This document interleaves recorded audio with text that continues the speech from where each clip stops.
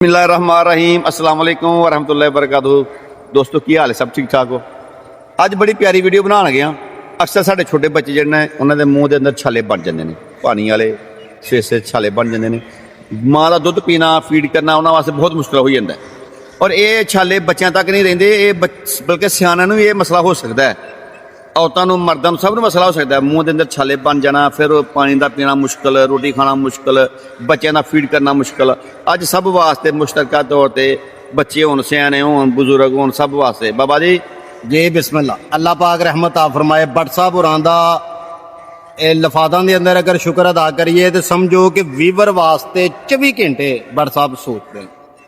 अज दा टॉपिक भी बड़ा ही कमाल दा टॉपिक है कि मूँह दे अंदर छाले, जबान पक जाना, होंटां दे अंदर वार या बाहर जीभ दा।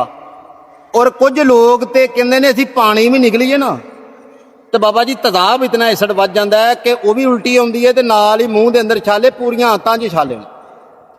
लेकिन ये मिजाज की है, ये फुल गर्मी खुशकी वाला मिजाज। और दूसरी बात है कि खुशकी जो पैमाना 100 का क्रॉस करती है तो बैक मुड़ती है, गर्मी जो 100 का पैमाना क्रॉस करती है तो खुशकी से तब्दील होती है। गल्लां स्टाम ते लिख लवो, सीने का तवीज़ बना लो बंदे व्यू लैन वास्ते। बिल्कुल बाबा जी बड़ियां बड़ियां गल्लां करके ना तो वीडियो सलाम अलैकुम कर जाते, लेकिन तुहानू जिहड़ी वीडियो असीं दे रहे हैं जिम्मेदारी ना दे रहे हैं। और यह साडी वीडियो भी ड्रोन कैमरे ते पहली ही रिकॉर्ड हो रही है। कोशिश करिया जे दसिया जे कैसी है, बिल्कुल, क्योंकि हले जिहड़ा असीं बंदा रखिया वो तकरीबन नवा ही है। हाँ जी, तो मालिक साहब बेहतर ता फरमाएगा। इस तो बाद नमाज भी अदा करनी है। कोशिश करो कि नुस्खा नोट कर लवो।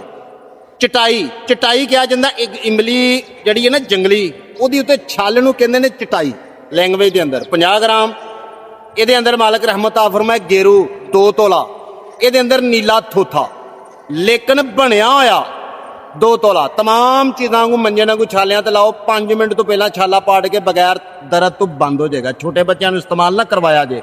खाण वास्ते की इस्तेमाल करना, सौंफ हल्दी मलट्ठी 1-1 चम्मच 3 टाइम, शरबत अरक मको अरक काशनी दे नाल और शरबत नार नाल। बच्चों वास्ते हुण की है कि बच्चों वास्ते कत्था सफेद राल ते वैसलीन 2-2 तोले लै लवो, वैसलीन 6 तोले कर लवो। ये एक क्रीम बन जाएगी, बच्चों के मूँह च लाओ, अलहमदुलिल्लाह। शाम को लाओ, सवेरे मिर्चां वाली रोटी खाएगा इंशाअल्लाह मालिक की रहमत नाल। मिलते हैं इस तरह अगली वीडियो च। उन्नी देर तक अल्लाह ने